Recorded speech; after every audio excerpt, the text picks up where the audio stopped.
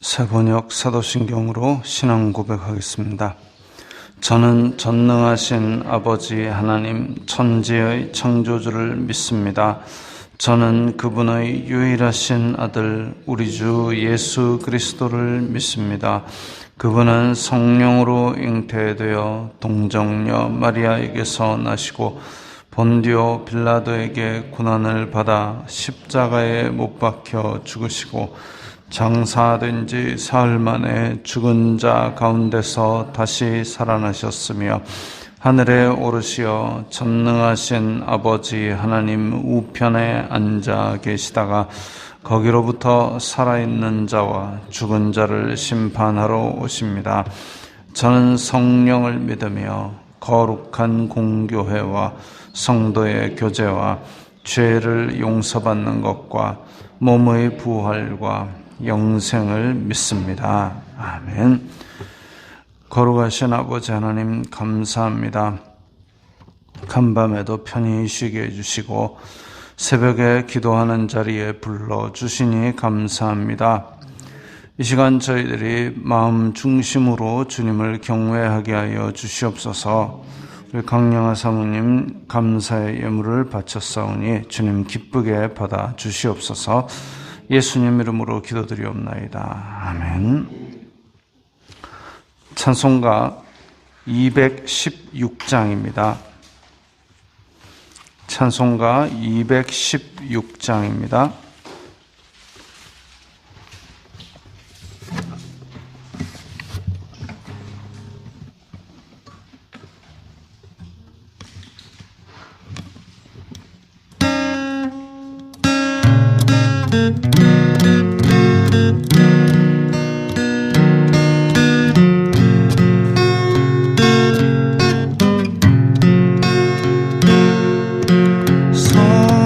성자의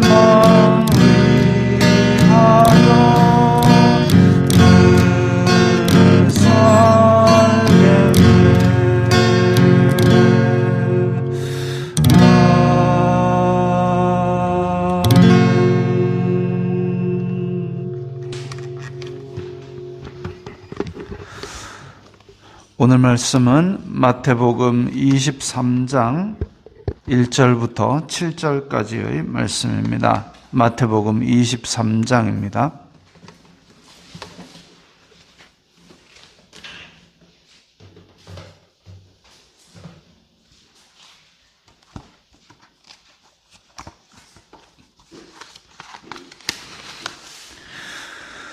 마태복음 23장 1절부터 7절까지의 말씀 함께 읽겠습니다. 이에 예수님께서 무리와 제자들에게 말씀하여 이르시되 서기관들과 바리새인들이 모세의 자리에 앉았으니 그러므로 무엇이든지 그들이 말하는 바는 행하고 지키되 그들이 하는 행위는 본받지 말라. 그들은 말만 하고 행하지 아니하며 또 무거운 짐을 묶어 사람의 어깨에 지우되 자기는 이것을 한 손가락으로도 움직이지 하지 아니하며 그들의 모든 행위를 사람에게 보이고자 하나니 곧 그 경문띠를 넓게 하며 옷수를 길게 하고 잔치의 윗자리와 회당의 높은 자리와 시장에서 문안받는 것과 사람에게 랍비라 칭함을 받는 것을 좋아하느니라. 아멘. 지금 성전에서 예수님께서 가르치시는데 사두개인들이 와가지고 예수님께 그 시험을 판 질문을 했다가 말도 못하고 들어가고, 또 바리새인들이 사두개인들이 그렇게 입 다물고 물러갔다는 얘기 듣고 또 바리새인들이 쫓아와가지고 예수님께 나왔다가 또 입을 다물고 물러가는 그런 일이 있고 나서 이제 예수님께서 사람들과 제자들에게 말씀하셨습니다. 서기관과 바리새인들이 모세의 자리에 앉았다. 그러니까 자기네들이 모세가 된 것처럼 그렇게 행동한다를 지적하신 것이죠. 모세의 자리에 앉았다. 그러니까 율법을 하나님께로부터 받은 모세, 백성에게 선포를 했죠. 모세의 권위라는 것은 없습니다. 하나님의 권위가 있고 하나님께서 주신 법의 권위가 있고 모세는 그저 전달자인데 시간이 지나면서 사람들은 모세에게 고개를 숙이는, 모세가 하나님 자리에 앉은 것처럼 그렇게 대했지만 모세는 끝까지 자기 자리를 지켰습니다. 하나님 자리를 그렇게 왔다 갔다 하지 않았다는 거죠. 그래서 하나님께서 모세를 참 좋아하셨고 사랑하셨는데, 문제는 모세의 후계자라 부르는 이 서기관과 바리새인들은 자기네들이 하나님께로부터 받은 뭔가를 백성들에게 전달한 것이 아님에도 불구하고 자기네들은 모세의 자리까지 왔다 갔다가 아니라 그냥 자기가 모세의 자리에 앉아가지고 백성들을 쥐락펴락하는 그런 위치를 좋아했습니다. 좋아했고 실제로 그렇게 했고, 그래서 예수님께서는 그들의 위선을 지적하시면서 그들이 말하는 것은 모세의 율법, 하나님께로부터 받은 율법이니까 지키는데 그들이 하는 행동은 본받지 말라 그랬습니다. 참 안타까운 일이죠. 우리 이 대한민국 사회에서 지금 일이 돌아가는 걸 볼 때에 만약에 연예인이 무슨 무리를 일으키는, 그래서 뭐 음주운전을 했다 그러면은 방송에서 막 탁탁탁 다 잘리고 막 거의 잘못하면 퇴출되다시피 그렇게 합니다. 그런 것을 봅니다. 그런 공적으로 좀 유명해지고 이런 사람들은 행동 거지를 좀 조심하는 게 맞겠죠. 그런데 또 정치인들은 그런 문제를 일으키기도 하지만 또 어느 틈엔가 나와가지고 또 목소리 크게 내고, 심지어는 우리가 흔히 내로남불이라 부르는, 내가 하면 로맨스, 남이 하면 불륜 하듯이 자기가 옛날에 했던 잘못은 덮어놓고 막 자기가 정말 정의의 사도인 양 그렇게 떠드는데도, 근데도 불구하고 연예인은 퇴출하는데 정치인은 여전히 추종하는 무리가 많이 따릅니다. 좀 신기한 현상이죠. 근데 연예인은 그렇고 정치인은 그렇고 목사들은 어떻습니까? 목사들은 막 이렇게 유명해지고 막 책도 많이 쓰고 그랬는데 어떤 사건이 벌어져 가지고 이렇게 그 사건이 보도가 되고 이렇게 하면은 참 많은 질타를 받습니다. 근데 어떤 사람은 소리 소문 없이 또 다시 현장으로 복귀하기도 하고, 어떤 사람은 그야말로 퇴출되기도 합니다. 저 같은 경우도 어떤 그런 사람의 그 책을 많이 썼던 그런 사람의 사례를 접하고, 그 사람이 썼던 책도 다시 열어보기 꺼려져 가지고 그대로 보따리 싸가지고 다 내다 버린 적이 있습니다. 사탄의 공격 포인트가 그러면 어떻겠습니까? 사탄의 공격 포인트가, 저 사람이 하나님의 말씀을 잘 전해서 막 사람들이 모여들고 이럴 때에 자칫 조심하지 않으면 그 사람에게 치명적인 그런 죄를 저지르게 만들어서 그 사람이 하나님의 말씀이라고 선포했던 좋은 옳은 말씀까지도 다 보따리 싸서 갖다 버리게끔 그렇게 만들 수 있다라는 거죠. 그래서 교회 안에서는 자리를 맡을수록 더욱 조심해야 되는 것이고, 근데 예수님의 말씀처럼 그들의 행위는 본받지 말라, 말만 하고 행하지 아니한다. 그들의 말조차도 다 갖다 버리게 되는 그런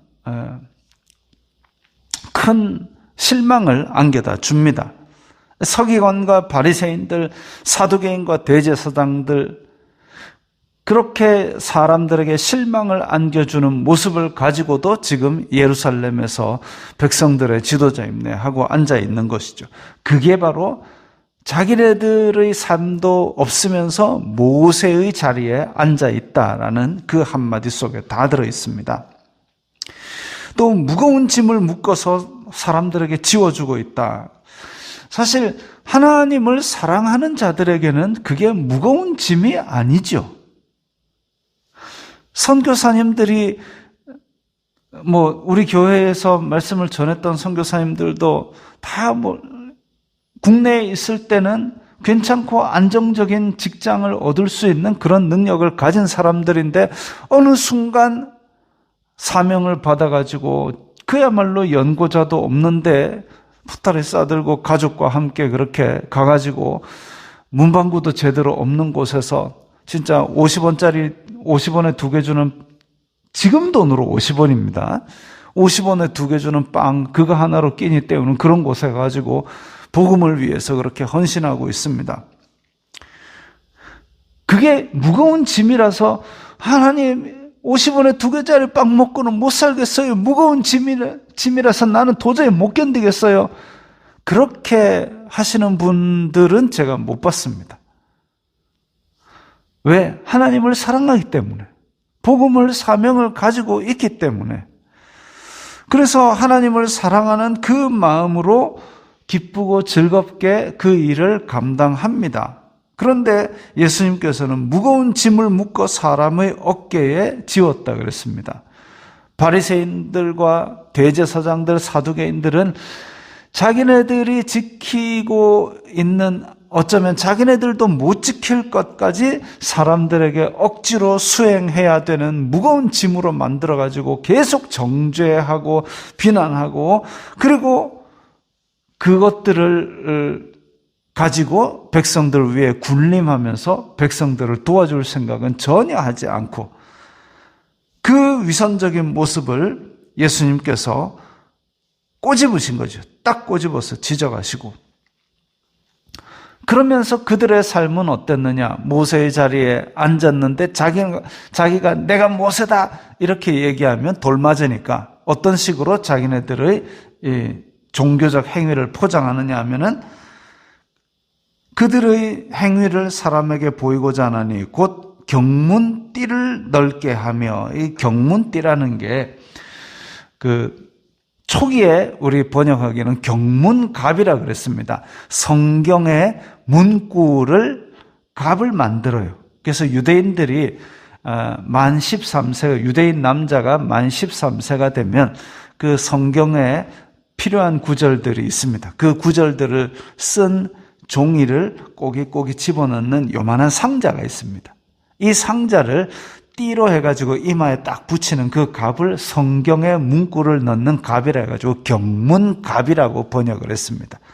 근데 그 경문갑을 넣는 이마에 붙이든지 아니면 이렇게 손목에 매는데 그냥 해갖고 이렇게 하면은 잘 안 보이니까. 근데 경문을 되게 크게 붙이면은 이게 행동에 지장이 있으니까 띠를 넓게 합니다. 나는 이렇게 말씀을 사랑한다. 성경은 읽지도 않으면서 성경 큰 거 금박 번쩍번쩍한 거 딱 메고 이거랑 비슷한 거죠. 경문띠를 넓게 하며 옷술을 길게 하고, 옷술은 모세의 율법에 나오는 겉옷 내 귀에다가 술을 다는 겁니다. 그것도 마찬가지. 유대인들이 만 13세가 되면 아버지로부터 이제 매듭지어라. 자, 요 세 가닥을 요렇게 해라. 이거는 하나님께서 우리를 사랑하신다는 거다. 10가닥을 묶어라. 이거는 우리에게 주신 계명이 10개다 해가지고 그렇게 물려받아가지고 술을 만듭니다. 그래가지고 내 귀에다 술을 다는데 그거를 그냥 달고 다니면 사람들이 잘 안 보이니까 길게 해가지고 그러가 쫙 이러고, 사람들이 와, 그렇게 하는 것을 즐기는 사람들, 요즘 말로 관심을 끌기 위한 종자다 이래갖고 관종이란 말을 씁니다. 그런 짓들을 합니다. 잔치의 높은 자리에서. 결국은 이 사람들이 하나님을 섬기는 행위라고 하는 것들은 다 사람들에게 높임받는 게 목표였던 그런 행동들이었다 이거죠. 하나님께서 기쁘게 보시는 행동이 아니라 사람들에게 높임받는 게 목표인 행동들을 했다. 하나님을 이용하여 자신이 이 세상에서 높아지는 그런 것을 추구했던 사람들이다. 그래서 예수님께서 그들의 위선을 꼬집으셨습니다. 진짜로 신앙생활이라는 것은 어떠해야 되느냐? 예수님께서 기뻐하실 만한, 내 삶에 진짜 열매가 있는, 사람이 알아주지 않더라도 하나님을 기뻐하며 사람을 사랑으로 섬기는 그런 신앙이 바로 하나님께서 기뻐하시고 예수님께서 말씀하셨던 거죠. 가장 큰 계명이 무엇입니까? 라고 물어왔을 때에 하나님을 사랑하라. 그리고 내 이웃을 내 몸과 같이 사랑하라. 그러셨지. 경문갑 크게 하고 옷을 길게 하고 땅에 질질 끌고 다니라 그렇게 하시지는 않았습니다. 사람에게 보이기보다는 하나님께서 알아주시는, 사람에게 기억에 남기보다는 예수님의 인상에 남을 만한, 예수님께서 기뻐하실 만한 그런 믿음의 신앙생활, 그런 주님의 날 예배가 되기를 바랍니다. 기도하겠습니다. 거룩하신 아버지 하나님, 감사합니다. 저희들이 사람의 눈이 두려워하는 신앙생활보다 오직 하나님을 사랑함으로써, 그리고 내 이웃을 사랑함으로써 하나님께서 인정하시는 그런 믿음의 생활을 하도록 도와주시옵소서. 예수님 이름으로 기도드리옵나이다. 아멘.